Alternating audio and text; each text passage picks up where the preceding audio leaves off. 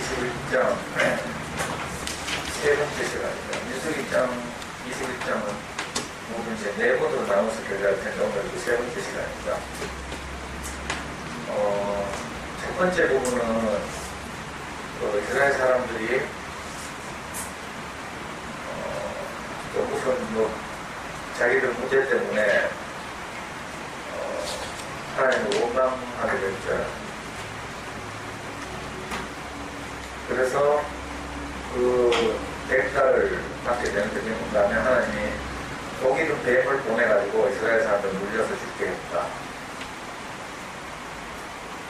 그래서 이제 많은 사람들이 죽게 되니까 또 백성들이 모세에게 막 애원해가지고 모세가 하나님께 기도하니까 하나님이 모세에게 시켜서 그 뿌리로 만든 뱀을 하나 잡대 높이 달고 그 뿌리 뱀을 쳐다보면 살게 될 것이다. 이랬다는 이야기죠. 이거 아주 유명한 이야기인데 하나님 무슨 말인가 하면 우리가 하나님 원망하면 하나님 우리한테 징계를 한다. 그러면 여기 이런 말이죠. 이렇게 했던 이놈의 징계 때문에 두려워가지고 마지못해서 교회 다니는 사람들이 있어요. 이걸 교회 안 가면 벌레니까.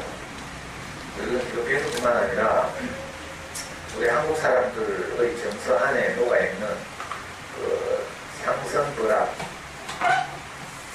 어리선진압 이런 이제 사상, 그죠? 그러니까 수어는 상을 주고 압은 벌을 한다. 이게 동양적 사상, 유교사 이걸 상선불합 또는 우리 그 잘하는 말로 권선진압 이렇게 말해서 선은 권하고 악은 징계한다. 뭐 이런 거죠. 그래서 항상 우리 주변에서 무슨 일이 생기면 벌받았다. 뭐 이런 식으로 말하고. 이게 이제 뿌리 깊은 그런 종교적 샤머니즘이기도 하고 또 긍정적인 측면에서는 이제 선을 장려하는 모든 사람들의 속성이기도 하고 그렇습니다.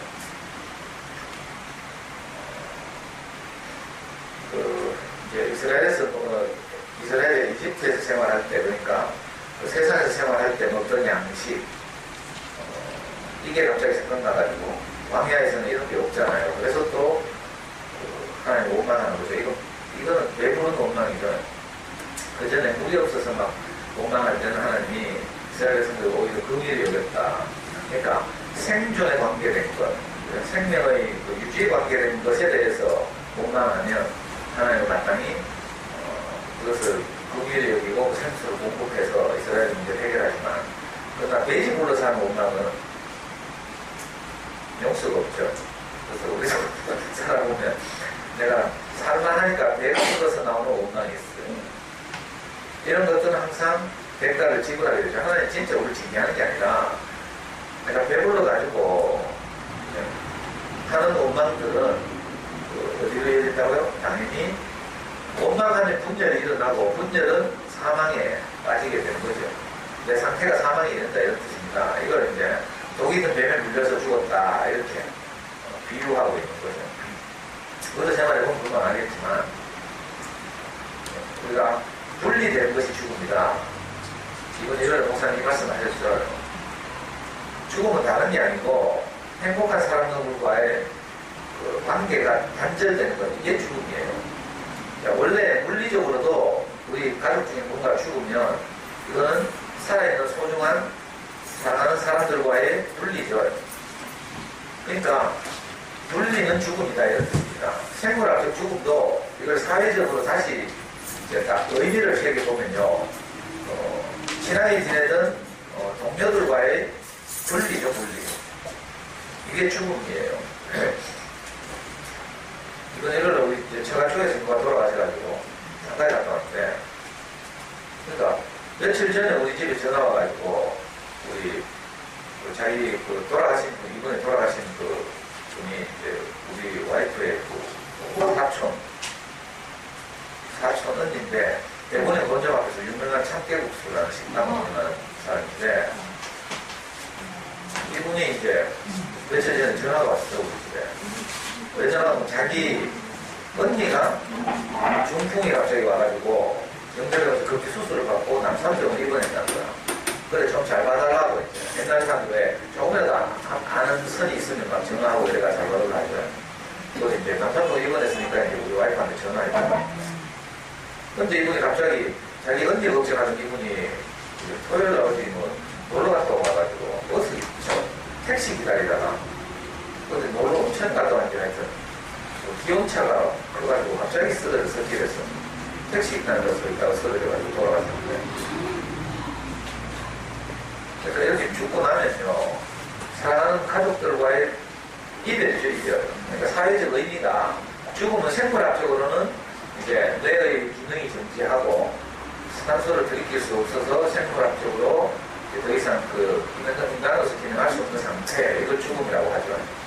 의학적으로도 이제 죽음에 대한 정의가 있고 또 법학에서도 죽음이라는 게 있어요. 이 죽음이라는 게 다 이렇게 정의하기에 따라 다르죠. 우리 보통 죽음하면 이제 숨 끊어진다, 뭐 심장이 안 뛴다, 이걸 죽음이라고 하는데, 그 결과로 일어나는 현상이 뭔가 이 돌아가시고 나면 사회적 관계가 다 단절되죠. 평소에 같이 지내던 사람, 등산 동호회, 뭐 참깨국수 손님 하고 다 단절되는 거야. 그러니까 죽음은 사실은 인격적으로 말하면 단절이에요, 단절. 우리가 그러니까 생물학적으로 살아있다 하더라도 사회적으로 단절되는 게 죽음이죠. 교회 안 나오고 집구석에 혼자 있어 봐. 그러면 어떤 일이 벌어지냐면 내가 많이 경험해보잖아요. 말로는 살아있는데 행복에 대해서 죽어있는 거야. 그래서 운동, 뭐 요즘 월드컵하고 뭐 유현진 선발 등판하고 이러면 이제 내가 새벽에 밤새고 구경하다가 이제 교회 빠질 때가 있거든. 물론 그거 보는 즐거움은 있지만 교회 가서 막 말씀 듣고 행복하고 막 이런 거 하고는 이제 단절되는 거라. 그러니까 죽음이 다른 게 아니고 단절이죠, 단절. 그러니까 뭐 하면 죽음에 이른다? 원망하면. 먹고 살만한데 남과 비교해가지고 뭐 이런저런 거 가지고 원망하면, 옆에과 처지를 가지고 원망하면 항상 상태가 사망이 이르고요. 내가 하나님 말씀이 없어서 내가 뭐 예를 들면 허무하다, 너무 가난하다. 자, 이거하고 다르죠. 이건 이제 하나님이 기특하게 있다. 그래서 막 말씀을 전해주고 그리스도를 공급하고 모세를 통해서 막 반석을 쳐가지고 sensu를 공급하고 그랬잖아요. 근데 그런 걸 말고 포시라바가에서 사는 원망 이런 것들은 다 우리가 죽음에 이른다 이거죠. 이 죽음에 이를 때 독에 물려서 죽은 거니까, 그러니까 선악 때문에 죽은 거잖아요. 비교해가지고 선악의 결과 중에 하나가 남과 비교하는 거거든.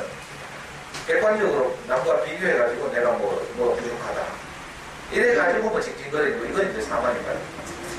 남들은 다 남편이 있는데 나는 남편이 없잖아. 뭐 예를 들면 남들 애들은 공부 다 잘하는데 우리는 공부 못하잖아. 뭐 이런 거. 이거는 도시락으로 빠진 거죠, 사실. 살아있으면 되는데 살아있는 게 얼마나 중요한지 몰라. 그죠? 그때는 이제 독이 든 뱀에 물렸다는 것이니까 구리로 만든 뱀을 하나 장대 높이 달아놓고 그걸 쳐다보면 산다 했죠. 구리로 만들었으니까 당연히 뱀이 독이 없잖아요. 인조니까. 이 말은 무슨 말인가 하면 나중에 십자가에 못 박힌 예수를 상징한다, 연상하게 한다, 이렇게 이제 바울이 해석한 거죠. 그래서 십자가에 못 박힌 예수는 독이 없는 뱀과 같아서 그분을 쳐다보면 우리가 산다. 쳐다본단 말이 뭐라고요? 이제 바라본다 이런 뜻이니까, 바라본다는 말은 내가 받아들인다 이런 말이고, 내 안으로 받아들인다는 말이니까 이건 인식한다, 소화한다 이런 말이죠. 그러니까 십자가에 못 박힌 예수를 보면서 인생은 아무것도 아니구나, 피조물이구나. 설사 그 사람이 하나님의 아들이라 하더라도 십자가에 달면 죽는 것이 인생이구나. 그죠? 그 십자가에 달아보니까 돈이 많다든지 뭐, 그죠? 위대하다든지 훌륭하다든지 학벌이 좋다 이런 거 아무 소용이 없다는 뜻이에요.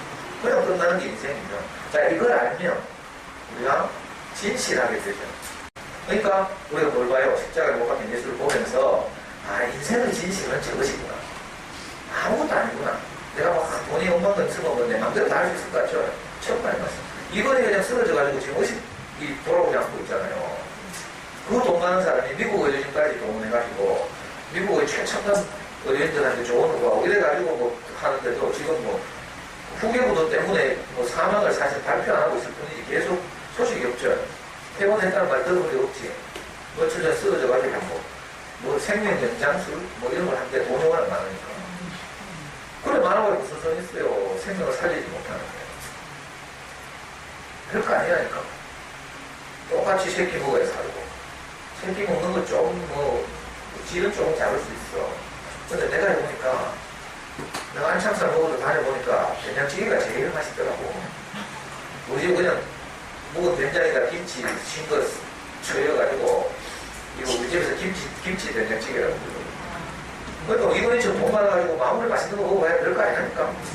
그냥 어떤 때는 뭐 구수한 김치찌개, 어떤 때는 된장찌개. 우리 새끼 먹고 사는 게 인생이지. 그냥 별거 아니라니까. 알고 나면 십자가에 못 박힌 예수를 통해서 인생은 별거 아니구나. 그냥 피조물이구나. 저 죽으면 아무것도 아닌데 우리가 막 그것을 가지고 막 가동거리면서 엉켜 질리고 살았구나. 이걸 이제 깨닫는 거지. 그러면 어떻게 내가 살아난다 이 뜻이.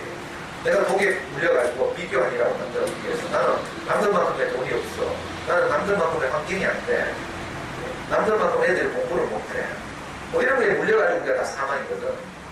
남편 직업이 남들만큼 떳떳하지 못해. 이것도 우리 사망하게 하고. 뭐 이런저런 요소들이 다 우리를 사망에 빠지게 하는 거잖아요.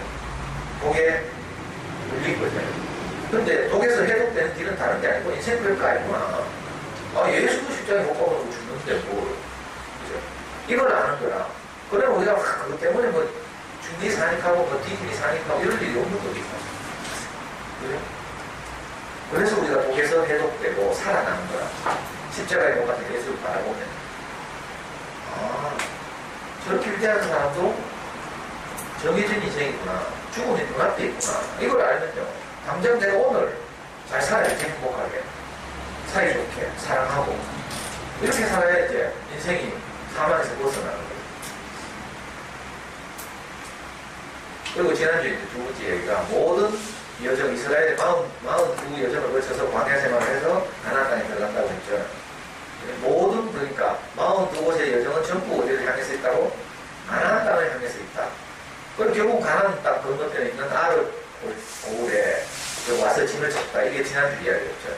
그러니까 내 인생에서 일어나는 모든 일은 뭐를 향해 있다? 아르 고울을 향하여 있다. 아르 고울은 어디 건너편이다? 가나안 건너편이다. 가나안은 보다 우리 인생을 참 만족하고 행복하게 하는 그 어떤 것이다. 요즘 말로 하면 그리스도다. 그죠? 우리에게 공급되는 그 무엇이 내게 비춰진 어떤 것이 그죠? 내 인생을 복되게 행복하게 하는 거죠. 그러니까 이걸 가나안 땅에 비유한 거예요. 가나안 땅에 가면 뭐 제법거리 부르고 거기서 농사를 짓고 그래서 굶어 죽을 일이 없고 정착해서 안정된 생활을 하고 뭐 이런 거거든요. 옛날 사람들의 소원은 다 그러잖아요. 유목민들의 소원은 정착하는 거잖아요. 안정된 곳에 정착해서 정기적으로 농사를 지어서 수확을 정기적으로 할 수 있고 그러면 저장도 하고 이러면서 사는 거예요. 그래서 처음에는 막 돌아다니면서 유목하다가 수렵하고 채집하다가 시간이 좀 흐르니까 어떻게 돼요? 도구가 발견되고 신석기, 구석기 뭐 이래가지고 결국 농사짓고 사는 거죠. 그러니까 인생이 이렇게 이제 안정되게 살려고 하는 게 모든 사람들의 목표고 그것을 이스라엘로 말하면 이제 가나안 땅에 가서 정착하고 자 가나안 땅에 가서 정착하려니까 결국 가나안을 향해서 가잖아요. 그래서 이스라엘의 수많은 여정들은 다 가나안 건너편 모압 경계에 있는 아르 고울을 향하여 있더라. 다른 말로 하면 우리 인생은 수많은 여정을 거쳐요. 성경에서 42곳이라고 비유했지만 우리 어릴 때부터 시작해서 뭐 성장 과정, 뭐 결혼 과정에 양육 과정, 나중에 우리가 나이가 들고 이제 투병 과정 뭐 이런 식으로 인생을 살 거 아니에요. 석가모니 이걸 보고 네 글자 중에 있죠. 생로 병사. 자, 이 모든 과정은 결국 무엇을 향하여 있다? 가나안 땅을 향하여 있다. 우리가 행복하기 위해서 간다 이 뜻이죠. 모든 여정은 행복을 향하여 있다. 그런데 우리는 잠시 중간중간에 궁극적인 목표가 가나안 땅이라 사실 잊어버리고 지금 나는 사막에 있어. 지금 물이 없는 환경이야. 지금 부추와 뭐 이런 게 없어. 맨날 만나고 내추럴하게만 먹어. 이러면 원망되는 거죠. 지금을 생각하면. 그러나 우리는 어떤 곳을 향하여 가고 있다. 그래서 성경에서 항상 인생은 나그네다 이렇게 있죠. 고향을 찾아가는 나그네다 이렇게. 그러니까 결국은 우리가 어딜 가요? 고향을 향해서 가는 거지. 가나안 땅으로 비유된 고향. 요즘 말로 하면 우리가 처음 마음 먹고 안식할 수 있는 어떤 사회를 향해서 우리 인생이 끌려가고 있어요. 이렇게 알면 지금 내게 일어나는 모든 일들은 다 나를 어디로 향하게 한다? 교회를 향하게 한다. 뭐 교회 가기 싫은 사람들 어떻게 생각해요? 참 행복한 삶을 향하여 가게 한다. 개인적으로는 그리스도를 누리면서 살게 한다. 이런 뜻이고요. 사회적으로, 단체적으로는 원래 사람은 사회를 이루고 사는 거거든요. 그러니까 누구도 다 자기 사회가 있다. 사회가 없으면 이제 고립되고 온전히 멘토리가 되는 거예요. 이번에 돌아가신 그 참기국수 그렇게 보니까 나이가 73인가 이런데 참기국수는 한참 경영하다가 이제 물려주고 이제 며느리 뭐 이런 사람들한테 기술 전수해주고 요즘은 등산동호회 이런 데 가가지고 돌아다니는 거예요. 그러니까 돌아가시니까 화환 주고 와 있더라고. 화환 딱 보면 이 사람이 속한 사회가 보이죠. 남자들은 대부분 직장 화환이나 뭐 이런 거지. 그렇지 않은 사람들은 이제 같이 놀던 사람들 그룹이나 뭐 이런 거죠. 그리고 혼자 외롭게 사시는 분들은 화환이 아무것도 없고. 며칠 전에 우리 자매 절친한 대학 친구가 4명 있는데 그 중에 한 친구가 아버지가 이제 돌아가셔가지고 중앙병원에 장례를 지었어. 며칠 전에. 우리 와이프가 갔다 오기만 하대. 손님이 하나도 없대. 그러고 아버지가 그 자기 친구 아버지가 2집 살이면 2집 살이. 그래가지고 원래 이제 이 와이프 친구를 낳고 뭐 이래가지고 한 집 살림을 하다가 몰래 또 딴 살림을 해가지고 거기서 또 자식을 낳고 이랬는데 이쪽에도 보리빵 저쪽에도 보리빵 사가지고 노년에 혼자서 혼자. 그러니까 그 중앙병원에서 장사니까 한번 알겠죠. 중앙병원 뭐 완전히 다 찌그러가는 상품 못하는데도 옛날에 우리 교회 형이 운영하던 지금은 이제 주인이 바뀌었지만 그러니까 아무도 없다는 거야. 그걸 보면 아, 이 사람 사회가 없구나. 그 외롭게 정말 가난하게 이렇게 인생을 마치. 그러니까 우리는 뭐 한다고요? 모든 것은 어디를 향하고 있다. 내 인생에 일어나는 이런저런 사건들은 또 내가 겪었던 환경이나 뭐 이런 것들은 다 하나님이 있으면 어떻게 돼요? 아르고를 향하여 있고 이 아르고는 결국은 가나안 땅을 건너가게 하기 위해서 있는 것이니까 최종 정착지는 행복이죠. 행복. 안식, 평화, 걱정 없는 사회 이런 걸 누리고 사는 생활. 다시는 어제 이번 일요일 목사님 말씀 주제가 성경의 제일 마지막이거든. 성경이 창세기 1장 1절부터 시작하면 제일 끝은 요한계시록 22장이거든.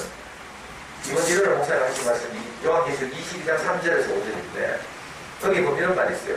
다시는 저주가 없고 해와 달이 쓸 데가 없대. 다시는 저주가 없대. 저주는 뭔가 하면 분리된 게 저주예요. 저주는 막 신이 벌 주는 게 저주가 아니고 미신적 관념이 아니라 자, 생명에서 분리되는 저주라고 있어요.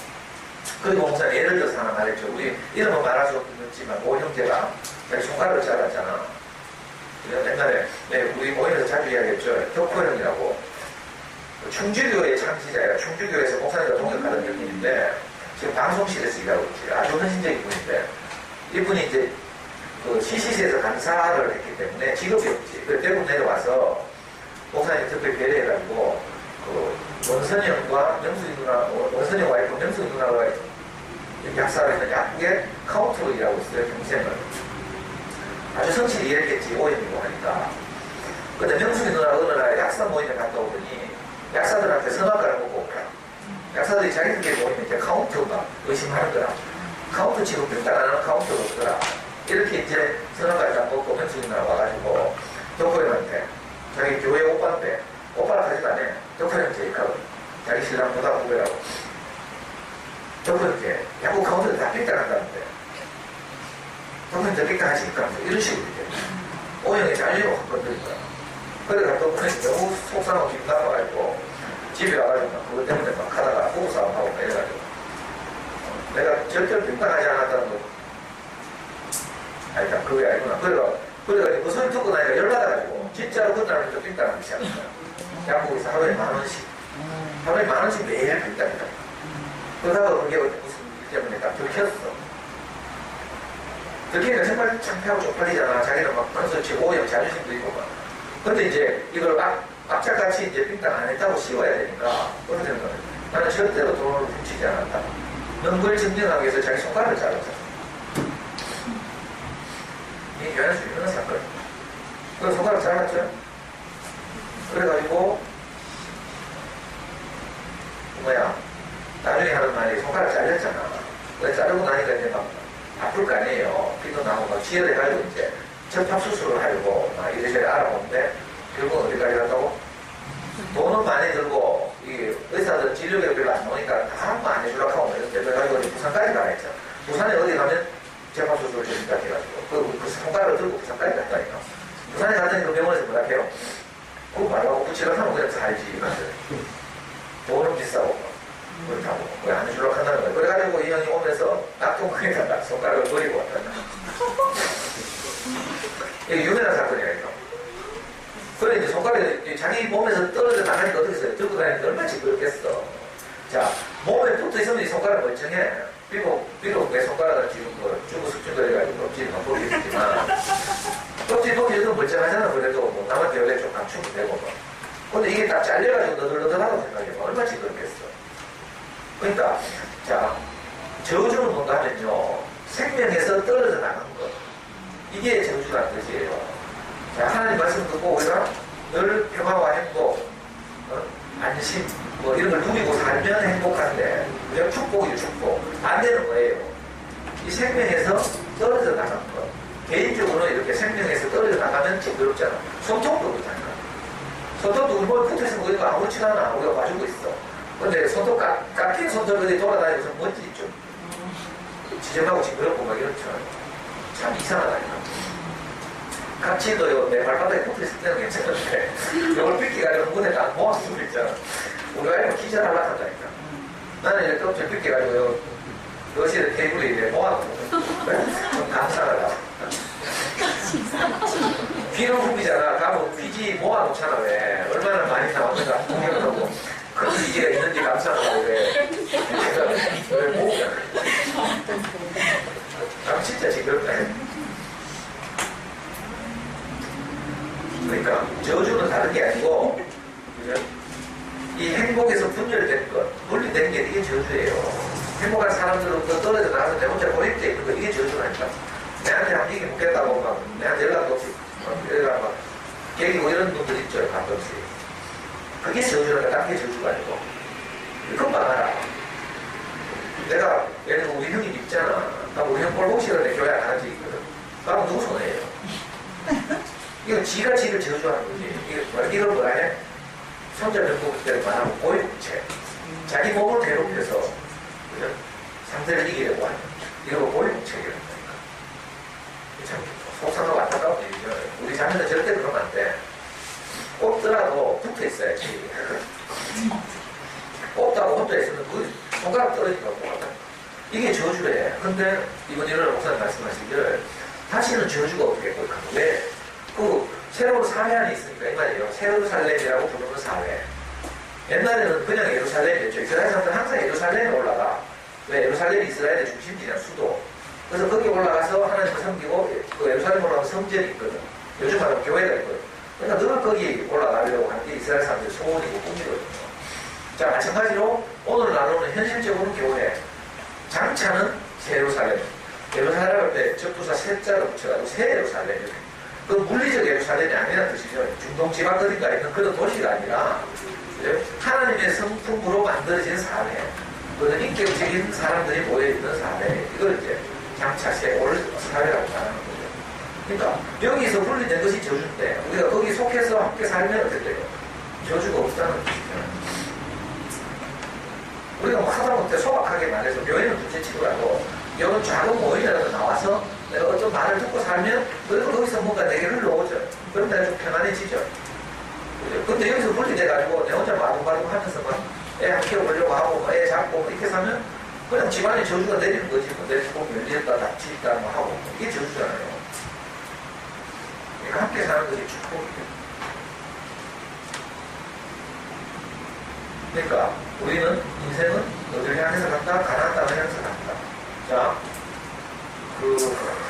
복 없는 뱀을 우리한테 제시하고 그 다음에 가나안 땅을 향해서 인생이 가고 있다. 이스라엘이 가고 있다. 이걸 제시하고 그 다음에 세 번째 우리에게 제시되는 게 뭔가 하면요. 아주 간단해요.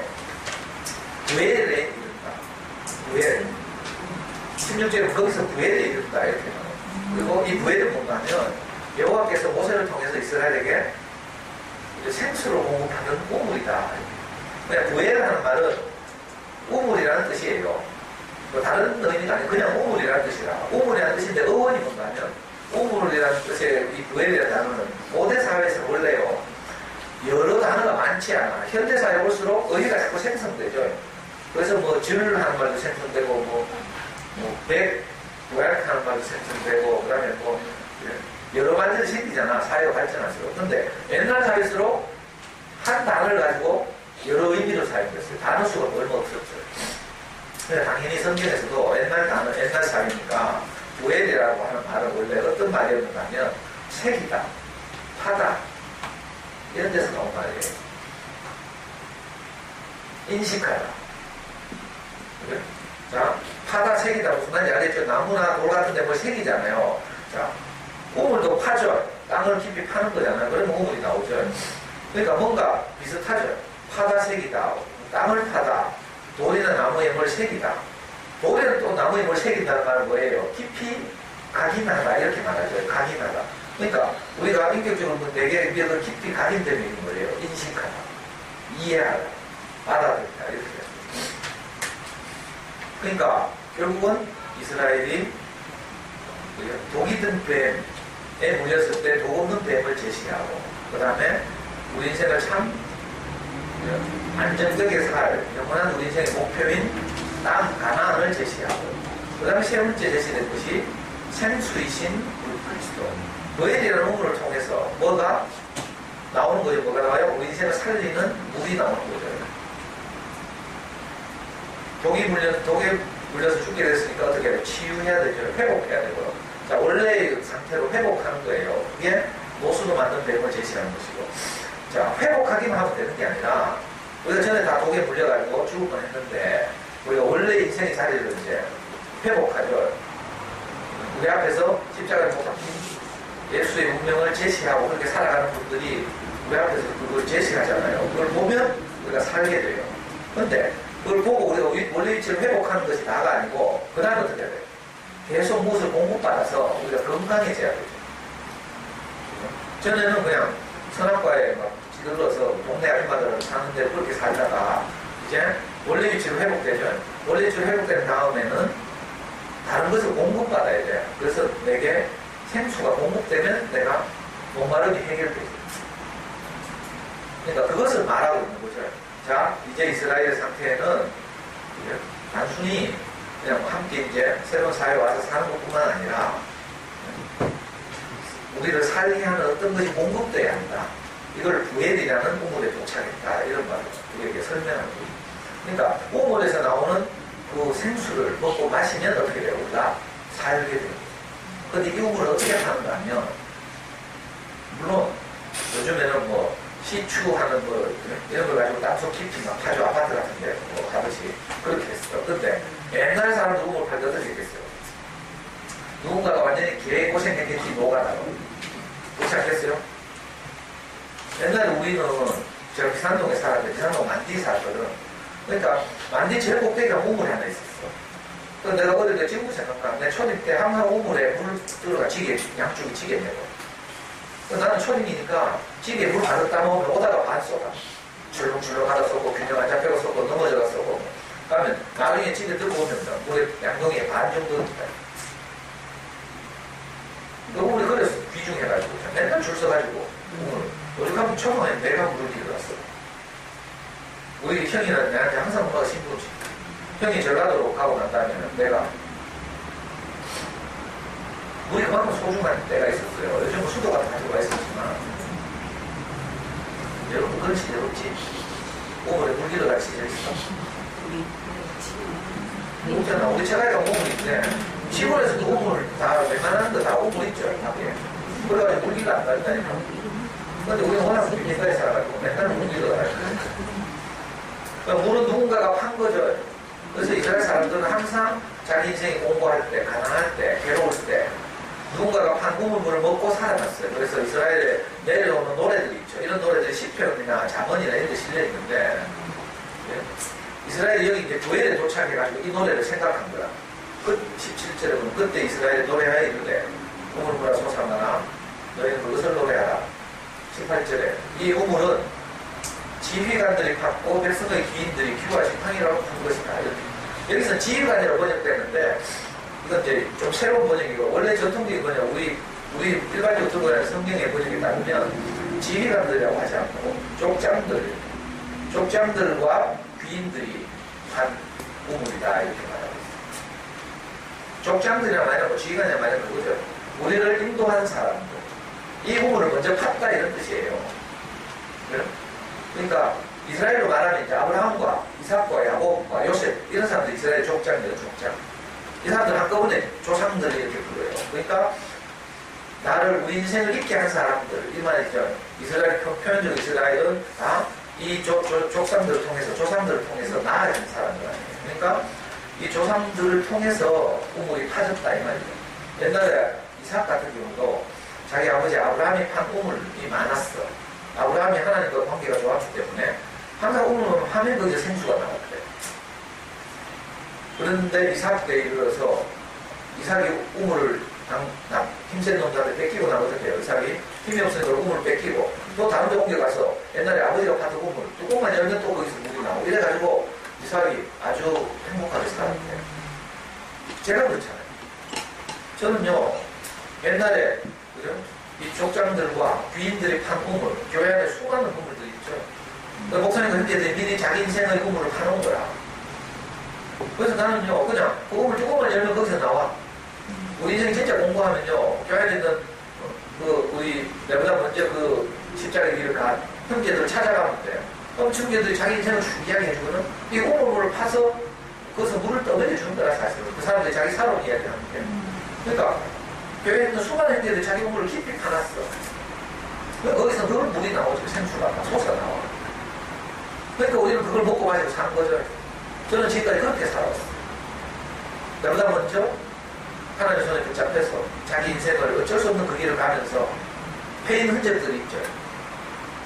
인생의 도끼자국, 도끼자국 하지 못 유치한데 그 인생은 영적 경험, 목사님 말하자면 자기 인생이 이런저런 수많은 일을 겪지 않았겠어요. 그 겪으면서 거기서 뭔가를 추수한 거죠. 건져 올렸죠. 깨달았죠. 인식했어요. 이런 일은 이럴 수 있었구나. 저런 일은 저럴 수 있었구나. 하는 것들이 있어서 우리보다 먼저 경험된 거야. 우리는 그게 내 인생에서 이런 일이 왜 일어나는지 몰라가지고 막 죽을 똥 살똥이 돼가지고 막 울고 불고 막 이렇게 하고 있는데 어떤 분이 딱 만나보니까 내가 똑같은 일을 겪고 거기서 뭔가를 깨닫고 자기가 살리는 것을 얻어가지고 그걸로 따라오는 동생들 후배들을 거기에 살리고 있는 거야. 그 사람들이 판 우물 있잖아요. 여기서 이스라엘이 족장들과 귀인들이 판 우물 그 우물을 이스라엘이 먹고 다시 살아났다는 거예요. 저도 그랬어요. 여러분들도 아마 그랬을 거야. 참 이상하다. 표면적인 우물은 물론 깊이 파내려가는 거죠. 안반 밑을 깊이 뚫고 파내려가서 어떤 안반을 뚫고 내려가야 우물이 있죠. 물이 원래 빗물이 이렇게 제하로 내려가서 정수되고 보이려면 수많은 다양한 지층들을 통과해가 그 깨끗해지고 있잖아요. 그리고 안반 밑에서 딱 숨어 있는 거야. 왜? 안반이 없으면 물은 지상으로 솟아오르게 되고 그래서 강이 되고 개울이 되고 막 이렇거든. 근데 두툼 안반 밑에 딱 갇혀 있어야 이게 우물이 되는 거야. 근데 이제 누군가가 이 안반을 뚫고 약한 집안을 뚫고 솟아올라오는 거예요. 그 우물은 항상 그 안반 밑에 있다. 안반 표면적으로 말하고 우물 이 도저히 솟아날 수 없는 환경 이런 것일 수 있죠. 우리 인생도 때로는 그 딱딱하고 막 도저히 깰 수 없는 그 같은 환경 이런 것들이 나를 짓누르고 있을 수 있어요. 그런데 신기하고 어떤 사람들은 그 안반 밑에 우물을 가지고 있다. 그래서 그 우물을 하나님의 말씀을 통해서 이렇게 파서 늘 생수가 솟아날 수 있도록 이렇게 그래서 자기 인생을 생수처럼 내놓고 있는 형제들이 많이 있죠. 그러니까 이런 분들을 만나가지고 내가 생수를 공급받고 살아났잖아요.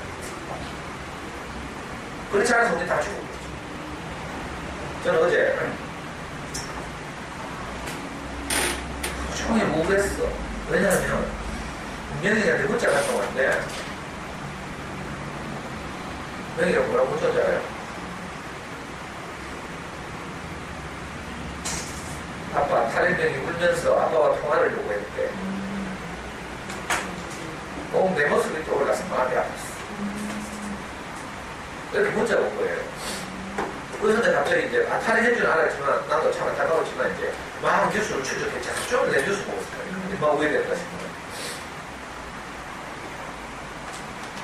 그 이제 그 수색대 포위돼가지고 이제 그 강원도 제일 동해안 쪽이잖아.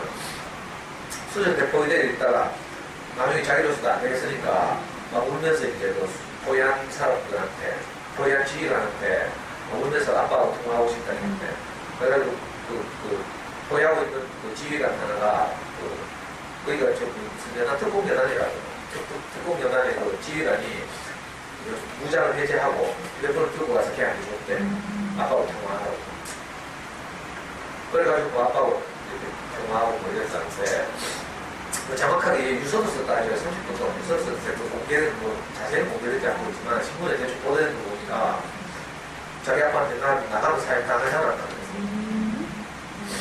자기가 너무 큰 일을 저지를 때 나가면 사형당할까 이거 같은 나가란다 하고 그러니까 아빠가 하는 말이 부모 업장 무너진다 이제 그만해라 이렇게 말했대. 뭐 자세한 내용은 아니지만 근데 그 아빠가 한 말도 참 안타깝고 지금 애가 너무 절망되잖아요. 완전 멘붕이 왔을 거 아니에요. 얼마나 두렵겠어. 자기가 모르겠다. 앞에 참을 수 없어서 일을 치르고 나서 도망다니면서 이제 그 캄캄한 밤에도 도망가가지고 그 수색대 쫓기고 하면서 자기가 얼마나 두렵겠어요. 그래가지고 마지막으로 아빠하고 통화하겠다고 아빠한테 내가 나가고 사니까 왜 뒤가 결국 아빠가 할 수 있는 말이라고 부모 업장 무너진다 이제 그만이라 했겠다. 근데 그 신문 기사를 보고 진짜 너무 안타깝더라고. 야 부모가 할 말이 이거밖에 없구나. 내 상태는 전혀 고려하려고 지금 자기가 억장 무너진다는 거야. 물론 아빠도 억장 무너지지. 그 말 딱 듣는 순간 내가 나는 정말 목사님도 교회를 만나서 그 총장들과 귀인들이 이 심수가 철철철 넘치는 부분을 내가 정말 값없이 마시고 내 생각이 드는 거예요. 내가 이 물을 마시지 않았더라면 울면은 꼭 입장 나잖아. 명이가 지각하잖아. 지각해. 육군 아니고 해경이라서 명이는 뭐 총기가 없으니까 밤에 튀기는 것밖에 못하겠지만 그 명이 한 말이 얘가 아빠하고 울면서 통화하고 싶어서 아빠하고 통화를 요구했다는 말 듣고 자기가 너무 마음이 아팠다 해서 나는 정말 든든한 부모자의 엄마와 아빠를 만나서 얼마나 행복하고 행운인지 몰라 이렇게 문자가 왔어요. 내가 자식한테 이런 말을 듣게 됐잖아요. 저는 정말 그럴 수 없었거든요. 분명히 초등학교 때가 애 키우면서 정말 아빠로서 못할 짓 많이 했거든. 외국나라 다 그러고 다 고백했죠. 칼 들고 애 목에 들이대기도 하고 내 성질대로 애를 바로 차기도 하고 정말 내 그냥 그렇게 살았으면 우리 명예도 꼭 이해했지 않는 거야. 왜? 내게 생수가 없으니까 우리 아이들한테 해줄 말이 없고 내가 어떻게 대해야 될지 모르겠고 그래서 기껏 한다는 말이 뭐 공부 열심히 안 하면 네 무식 안 한다 자꾸 이런 소리 하고 정말 아이들 살인 많이 왜 공부를 안 했잖아요. 그런데 내가 목사님과 교회를 만나가지고 그동안 20년 동안 내가 그 교회에서 생산되는 우리 인생을 살리는 수많은 말을 먹고 마시고 이렇게 살았죠. 그래가지고 내가 우리 명희가 정말 그렇게 위기에 처했을 때 신기하게도 내가 먹고 마신 생수를 또 우리 명희한테 공급한 거예요.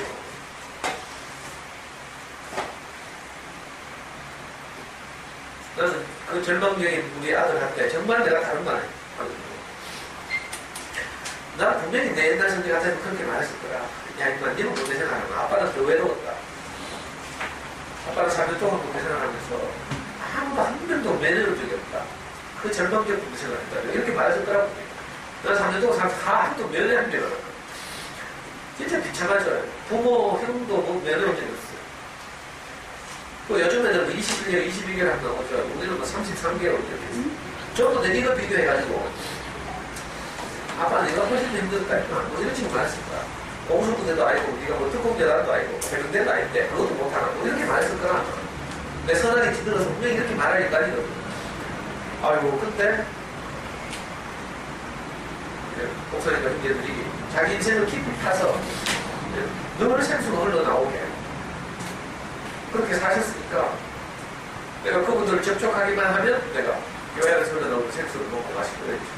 그러다 보니까 나도 내 인생에서 생수를 판 거라. 우물을 팠죠. 그래서 나를 만나는 사람들에게 또 내가 내 인생의 우물을 또 기울여가지고 사람들에게 물을 공급하고 이렇게 하잖아요. 그러다 보니까 내게 복이 돼가지고 우리 아들도 내가 살린 거라. 그런데 하루 종일 그 친구 생각하니까 하루 종일 뭘 하더라고. 뉴스에서 눈을 못 뜨게 자원들이더라. 어떻게든 살아야 되겠대.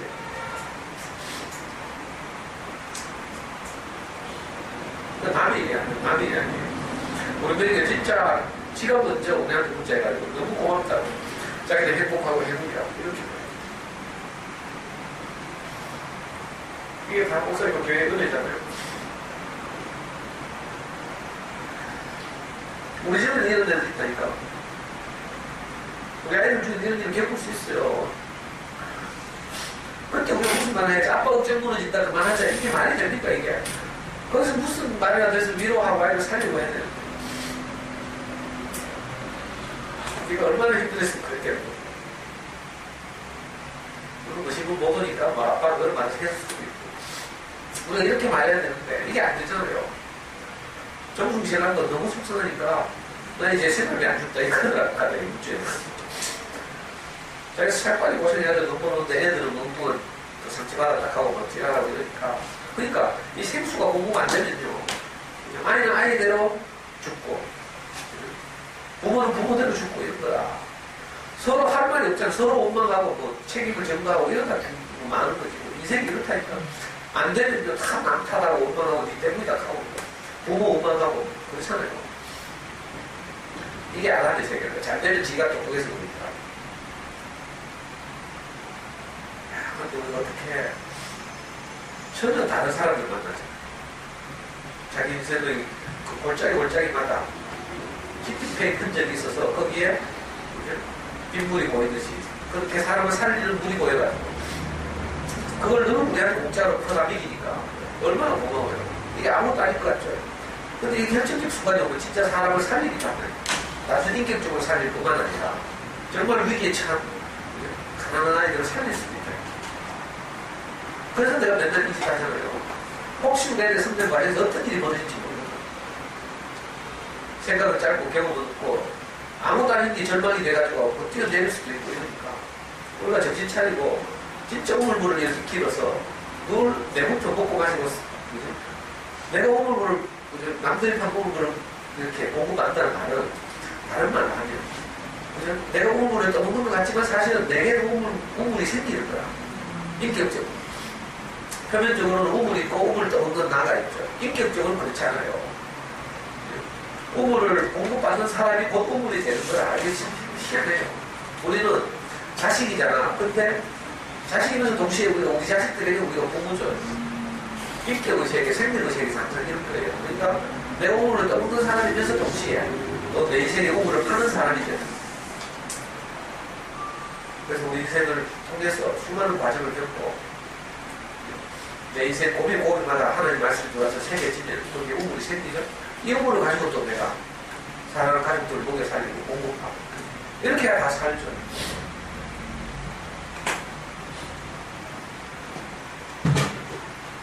진짜 안타깝더라고.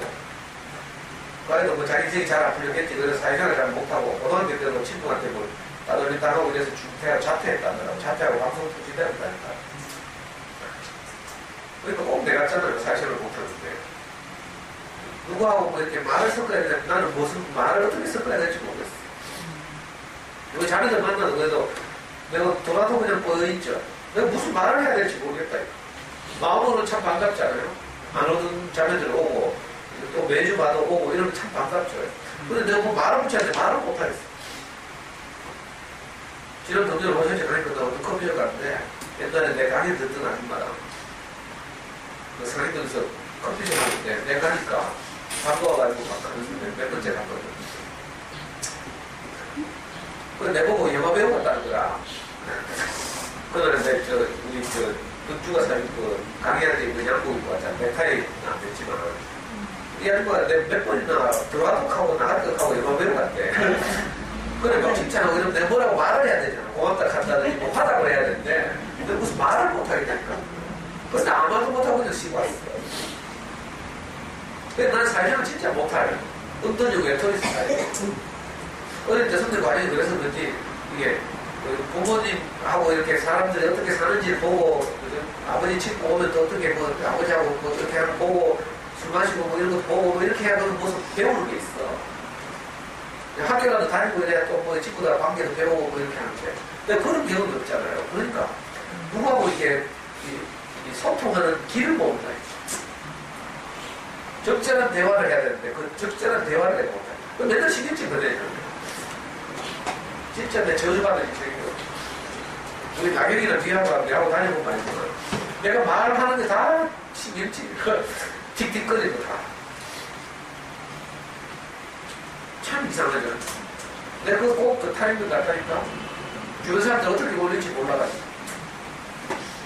근데 지금 교회 안에 가도 내가 어떻게 올릴지 몰라도 올리는 사람이 하나도 없어요. 형제들이 그냥 나를 받아주고 형제를 하고 이러니까 내가 겨우 붙어서 교회 들어가고 다른 사람들처럼 막 사람끼리 이렇게 뭐 같이 뭐 어디 가고 뭐 있잖아요. 무슨 모임하고 RT하고 뭐.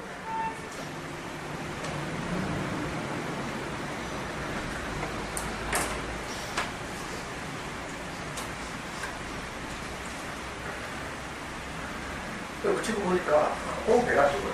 그러니까 왔다 안 했잖아. 어때서도 지금 보니까 대충 흘러나오는 말이 기수열애를 하네. 기수열애. 기수가 정해져 있고 기수는 후임 기수가 선임 기수한테 이제 경례하고 종대하고 뭐 또 말 듣고 기약 주면 기약 받고 이런 게 이제 기수대로 사는 거죠.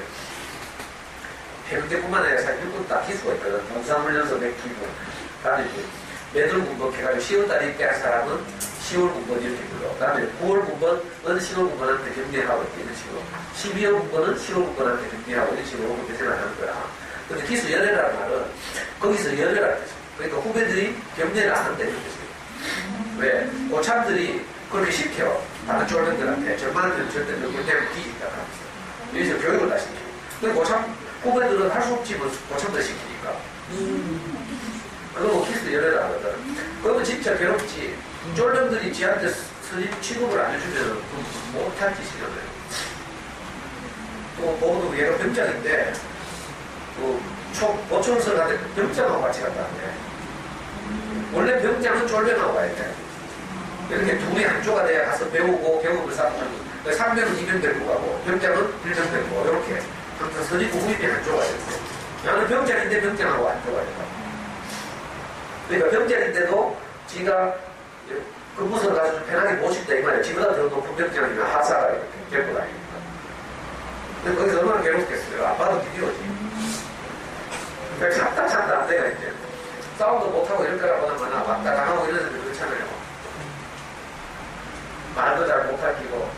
그러니까. 그래서 정치권에서 기분이 나삭하더라고. 사람들이 이런 애들 분노 조절장애 아니냐고 막 이렇게. 그러니까 정치권에서 하는 말이야. 이런 사람은 분노 조절장애가 아니라 차라리 분노가 있으면 지겹게 화내고 그때. 이런 사람들은 건강하대. 분노를 표현하니까. 조절이 잘 안 되지만 계속 충동적으로 표현하니까. 근데 이런 사람들은 내면을 시키는 거죠, 스트레스를. 참다가 안 돼가지고 막 화가 없어. 그래서 우리 애들한테 하잖아요. 애들 착한 게 좋은 게 아니라고. 애들 닫고, 엄마 말 잘 안 듣고, 백강도 보이고, 이래야지 없다는 거예요. 말도 안 하고, 꼭 참고 이러다가 결국 사춘기 돼가지고 터져나와가지고. 감당할 수 없는 지경이.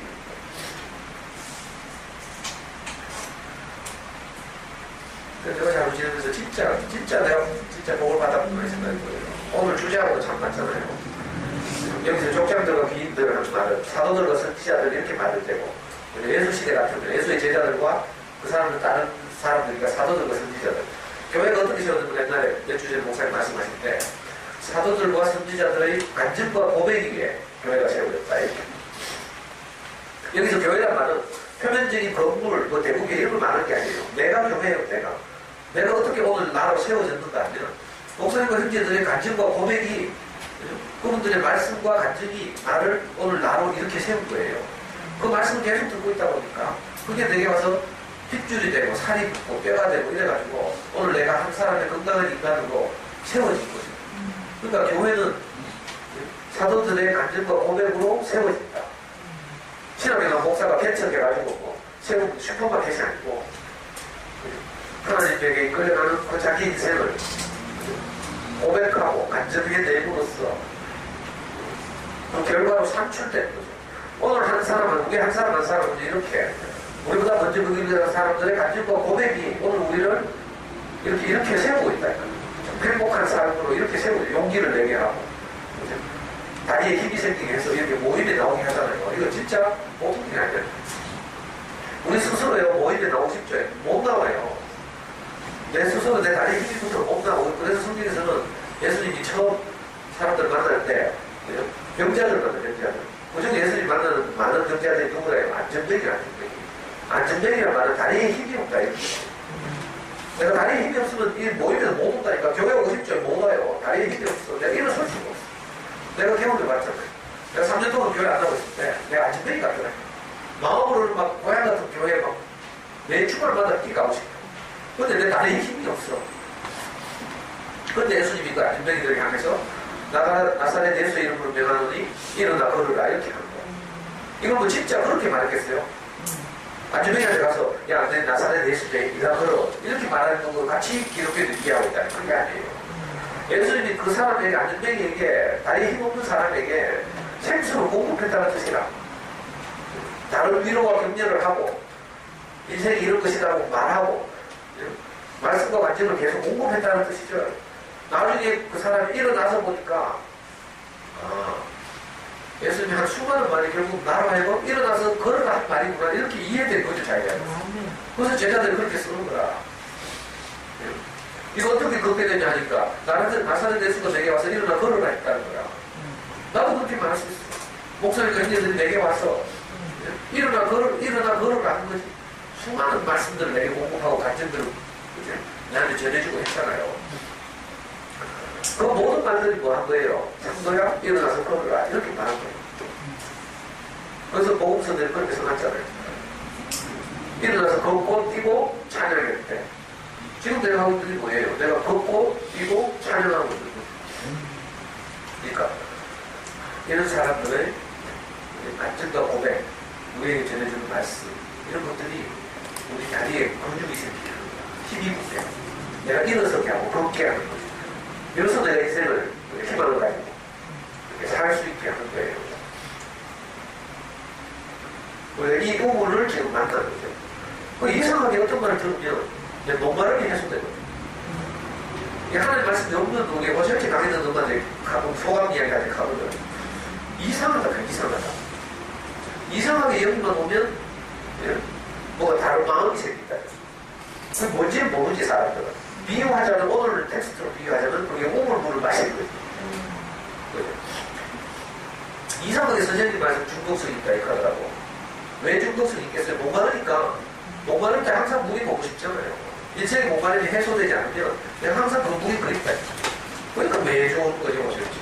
그게 뭔지 모르고 왔죠. 그러다 보면 자꾸 듣다 보면 다리 힘이 붙어가지고 이제 다리 모이 보잖아. 그냥 온 것 같지. 내 딸 우리 어린 자매를 보니까 뭐 이상하게 뭐에 이끌려서 왔지. 처음 내 만났을 때 생각해보면 우리 자매들 다 그런데 근데 조금씩 한 걸음씩 이렇게 애기 걸음하듯이 우리 그림책 오른발을 받쳐 한 손을 잡고 할아버지 애기가 손자가 걸음걸이를 잘 못하니까 할아버지 발등을 딛고 이렇게 두 손을 잡고 그래가지고 할아버지 발등 위에 발이 얹혀져 있잖아. 그래서 할아버지가 오른발 하면 그 친구는 애기는 왼발을 옮기는 거지. 발을 보고 이게 오른발 왼발이랑 동하나 마치 우리 주님이 우리를 이렇게 자기 발등에 우리 얹어가지고 주님이 오른발 하면 우리 왼발을 내딛고 그분이 또 왼발을 내딛고 우리는 오른발 내딛고 이렇게 한 걸음씩 걸어서 이렇게 우리 조금씩 이렇게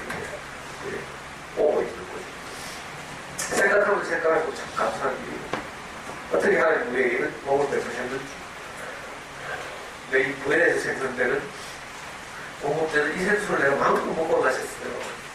그래가지고 우리 아들 살아났죠. 어제 그렇게 붙잡고 너무 고마워하더니 오늘 저녁에 홍콩 간다고. 꽃같은 일이죠. 우리 아들 군대에서 어떻게 될 줄 몰랐는데 건강하게 잘 지나고 있잖아요. 이제 마음껏 막 돌아다니는지 모르잖아요. 오늘 5박 6일 홍콩 저녁 7시 비행기에 출국한다고.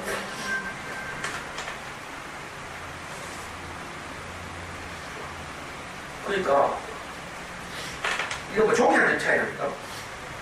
길이 있잖아요. 이 길로 딱 들었으면 영국적으로 나라로 가고 이 길로 들었으면 전혀 다른 길로 가고 이렇잖아요. 우리 인생도 마찬가지라니까. 그럼 우리 앞에 두 길이 보이죠.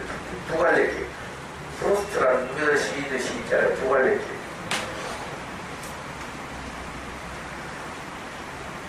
가지 못한 길을 막 그리워하고 이까지 말고 내가 안전과 이렇게 평화, 행복과 뭐 이런 것들이 깃든 이 길로 그냥 가면 돼요.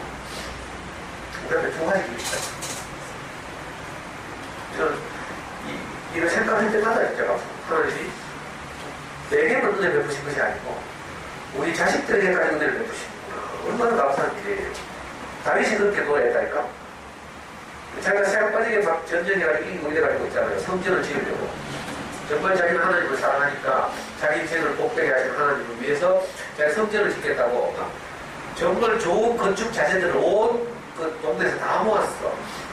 그런데 실수 한번 딱 해가지고 하나님이 네가 성전을 지을 수 없다. 네 아들이 성전을 짓게 될 것이다. 다윗의 아들이 솔로몬이거든. 솔로몬이 성전을 짓고 니는 못 짓다 이렇게 했어. 근데 다윗이 뭐라고 하네요? 하나님 너무 합니다. 뭐만 하는 게 아니라 뭐라고 고백하는 거 아니야. 하나님이 나를 축복하실 뿐만 아니라 내 아들까지 축복하셔서 내 아들에게 성전을 짓게 하시니까 너무 감사합니다. 이렇게 말하죠. 그러니까 해석한다는 거지. 야, 내가 성전 지으라고 하는데 하나님 못 짓게 한다. 이거 저주다. 이런 생각하면 지금 복이 안 되는 거지. 근데 다윗이 완전히 다르게 생각합니다. 하나님이 나만 축복하실 뿐만 아니라 사랑하는 내 아들에게까지 축복하시다니 너무 감사합니다. 이렇게. 내가 인생을 살고 보니까요. 진짜 하나님이 나만 축복하실 게 아니라 사랑하는 우리 아들에게까지 축복하시고 또 우리 뭐 육신적인 내 아들만 축복하는 게 아니라 저를 만난 모든 사람들에게도 하나님의 축복이 흘러가더라고요. 너무 감사한 일이잖아요. 내가 잘못 아닌 사람 통해서 그죠? 이 부분이 흘러가는 걸 보니까 난 너무 감사한 거야. 이번에 북하더라고. 목사님 이런 말씀하셨죠.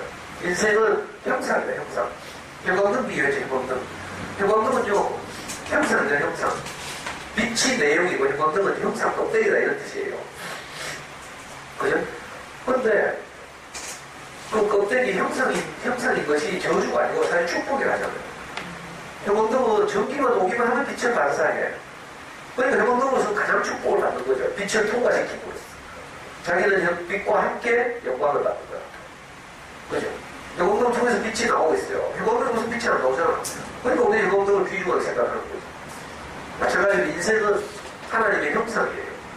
우리가 하나님이 아니고 하나님을 통과시키는 거죠. 하나님을 표현해내는 거. 이게 인생의 직분이죠, 직분.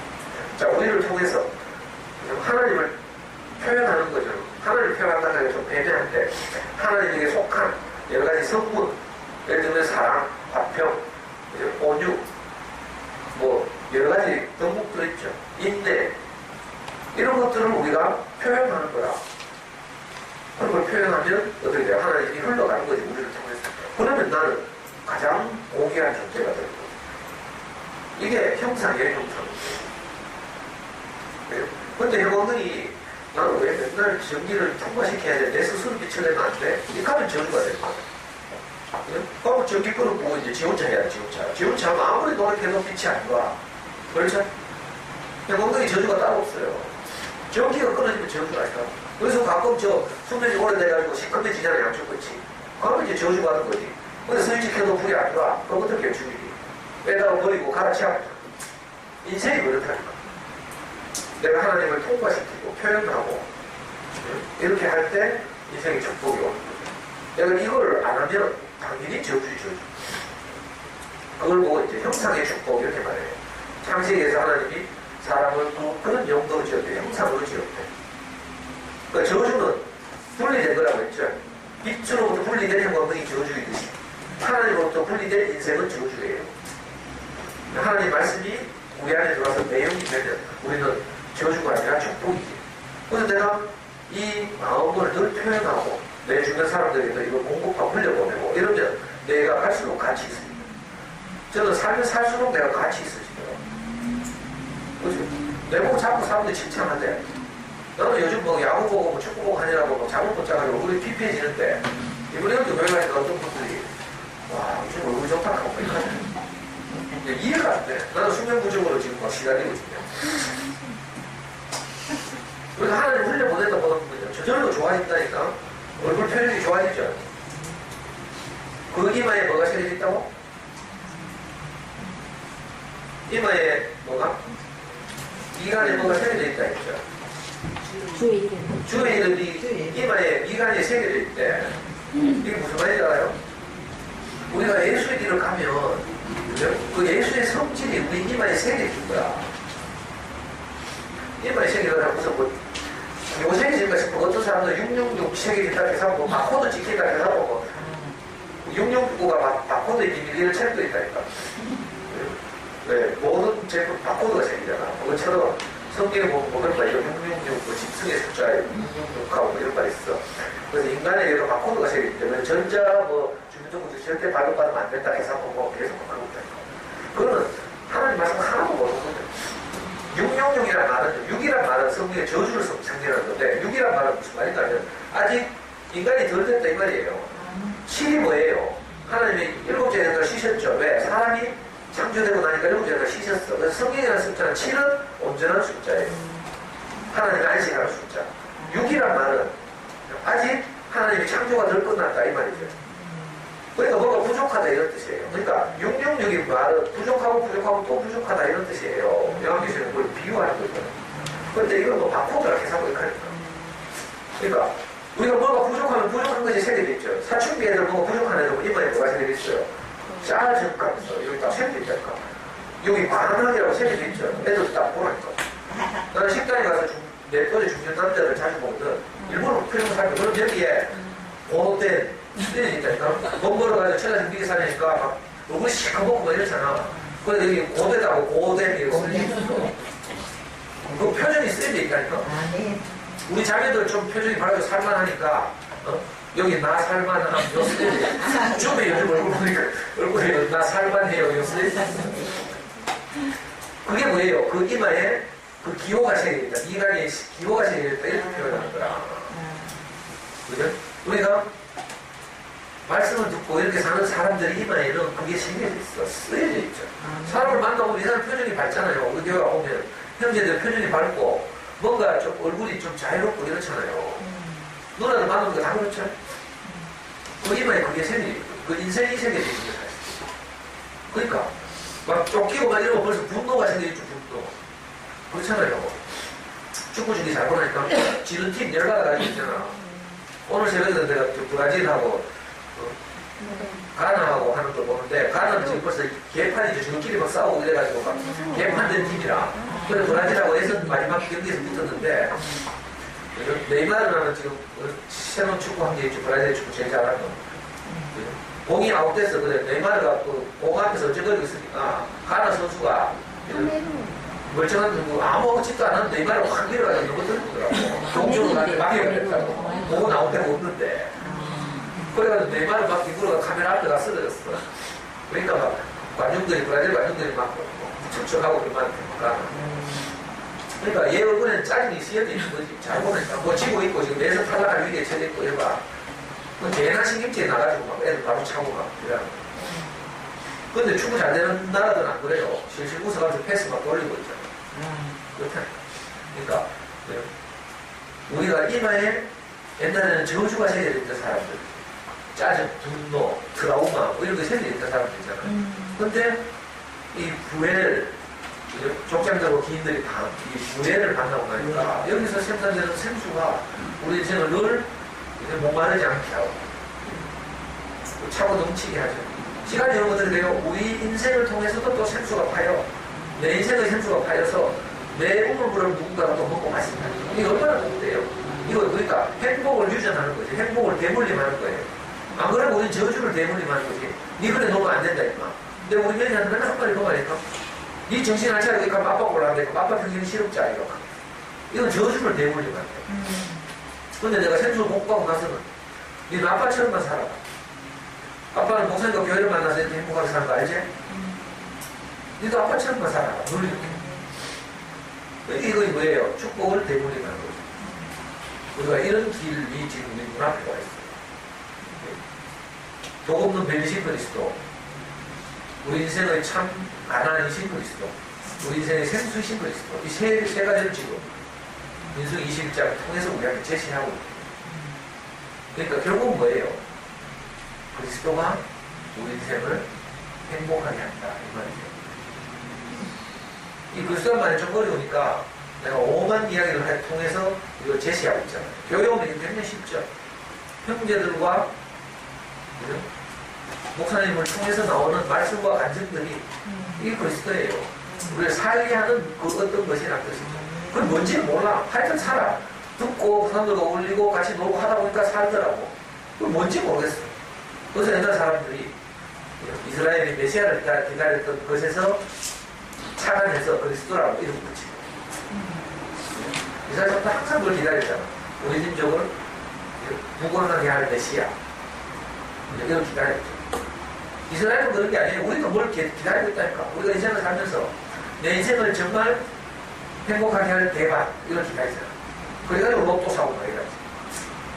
항상 우리는 뭘 꿈꾸고 있다니까. 근데 돈이 그걸 할 거라고 생각하면 로또를 사는 것이. 그죠? 뭐 투자를 하고 이런 거예요. 저마다 내 인생을 정말 복되게 할 것이 그것이라고 생각하면 그걸 향해서 투자하고 올인하고 우리 자녀교육을 통해서 애가 공부 잘하면 내 인생이 보상받을 거라고 생각해서 그렇게 해요. 근데 나중에 알고 보니까 그것도 저것도 아니고 이상한 그 다른 무엇이 우리를 복되게 하더라. 이걸 보고 그리스도라고 이런 거죠. 그러니까 일단은 맛을 보고 알아야지. 이렇게도 설명하기 어렵고 저렇게도 설명하기 어려워. 근데 우리가 그 사람들 만나서 뭔가를 공급받고 보면 야, 이 이상한 이것이 나를 살리고 만족하게 하고 부족하게 없게 하고 행복하게 하고 이 아이들도 우리 안에서 살아가는 거예요. 그래서 하여튼 너무 감사가 넘쳐집니다. 그 아이하고 그 아빠를 보니까 너무 안타깝고 진짜 이런 일이 없어야 될 텐데 원래 어릴 때부터 인생에 대해서 애들이 알아야 돼요. 우리 교회도 간단한 애 있잖아. 무연이라고 있어요. 지금 이제 거의 20, 20대가 청년인데 고등학교 때 옥상에 막 불려 올라가가지고 일진들이 약한 애하고 싸우고 있어요. 자기가 약한 애하고 서울에서 그 영동고등학교가 다닐 때문에 우리 작년도에 최대신 형님과 그 정기자 자매 아들이랑 지금 양생인데 고등학교 옥상에 불려 올라가가지고 약한 놈하고 싸우고 있다니까. 근데 약한 놈을 때리면 어떻게 돼요? 일진들이 얘를 막 괴롭히는 거예요. 그러니까 어떻게 약한 놈한테 막고 있어야 되는 거야. 그 얼마나 비굴하고 비참한 일이에요. 그런데 얘가 그 일을 당하고 얘는 어릴 때부터 교회를 다녔잖아.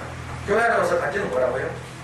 나는 교회에 있어서 감사하다. 세상이 나를 버렸는데 환수 삼촌이 내 친구가 돼서 내가 너무 감사하다. 이렇게 고백하는 거야. 그래서 얘가 그게 고등학교 시절 그 절망이 너무 감사해서 자기는 교회가 있으니까 얘가 나중에 대학을 대구로 왔죠. 그러니까 대구대학교 다녔잖아. 맞지? 대구대학교 특수교육학과 다녔는데 얘가 군대도 가기 전에 있잖아요. 항상 일요일날 제일 먼저 교회를 와가지고 교회 입구에서 교통경기 하잖아. 뭐 이거 개광공 들고 너 왜 하냐 하니까 나는 교회가 너무 감사해서 그런데 나는 고등학교 때 이미 세상에서 버려졌는데 친구들이 자기를 왔다 시키고 그러니까 얼마나 비참하고 절망적이었겠어요. 얘가 교회가 없었으면 아마 무장 타임 경찰 군대 가서 그렇게 됐을 거예요. 그런데 군대 생활도 잘하고 왔고. 근데 그 아이의 감정이 아직도 생각나. 고등학교 때 옥상에 올라가서 그 비참하게 그 상황을 상상해보자고. 그 학교에서는 어떻게 하겠어요? 너무너무 괴로운 생활 아니에요. 근데 교회가 이 아이의 무연히 친구가 될 거야.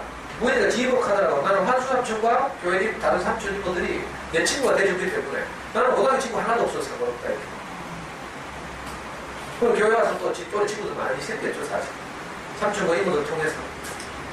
그래가지고 아주 건강하게 잘 살고 있어요. 우리 아이들 친구, 세상 친구 없어도 돼. 뭐 친구, 뭐, 사귀기 어려면 뭐 없어도 된다니까. 어디 그 사람이 내 친구예요? 하나님이 우리 친구고, 목사님이 내 친구고, 이모 삼촌이 내 친구 아니에요. 내가 도겸이 친구잖아. 준이 친구고, 주말마다 내 애들하고 놀았잖아요. 나도 친구 없거든, 사실. 그래서 내하고 놀아주니까 너무 감사하다. 너는 그 우리 부모 남편 있잖아. 태성 씨가 주말마다 내하고 놀아주고, 동희 남편, 안서방이 주말마다 내하고 놀아준다니까. 내가 그 집 놀러 가는 거 같지? 정말 봤어. 너는 내하고 놀아주는 사람이 없기 때문에, 이 더러운 성질을 내하고 누가 놀아줘? 근데 이 두 남자가 항상 주말마다 내하고 놀아주니까 얼마나 고마운지 몰라. 근데 다행히, 내만 기다리는 게 아니고, 태성 씨도 기다리더라고. 부모들한테. 자기들 뭐 동문도 있고, 뭐 동창도 있는데 맨날 동창 뭐, 걔 한다 만나봐야 뭐 짜다 나올 거 없잖아. 우리 주말마다 이제 만나서 우리하고, 내하고, 카누노리하고, 훌라하고 보니까, 친구들하고 훌라하고 주말마다 가는, 밤새만 가는 사람 이제 안 가요. 우리 기다리잖아. 그러니까 친구, 진정한 친구 누구예요? 그리스도가 내 친구예요. 우리 아이들은 친구 먹진 않는데. 교회 안에 뭐 친구들 늘렸어.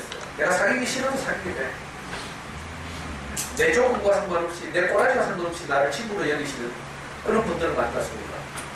정말 복되게 살게 돼.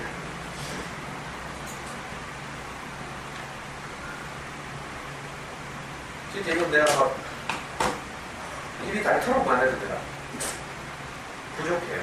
내 표현이 한계가 있고 우리 사랑하는 우리 자녀들에게 교회가 나를 얼마나 풍성하게 한 곳인지 행복하게 한 곳인지 영원히 나를 행복하게 하고 함께 살 사람들이 누군지 내가 진짜 소개하고 싶어요. 이 얘기도 얼마나 오래전인지 감사가 돌려가지고 우리 하고 살아야 되는데 자꾸 딴 데 가가지고 근데 그래 미영언니 만났던 그 첫사랑을 잊지 않고 있다가 이렇게 다시 회복해가 호쇼치도 다시 나오고 이사는 우리 아파트 왔잖아. 이제 떨어질 수 없는 사이가 됐어. 그 이제 참 신기하게 1년 동안 굉장히 고생하니까 다시 이렇게 나와서 너무 반갑고 여러분들 하여튼 이 우물을 잊지 않고 이 우물과 함께 우물을 마시고 살고 또 그러다 보면 내가 내 인생의 우물이 펴지고 또 내 인생의 우물을 통해서 내 우물을 살리고 이렇게 살는데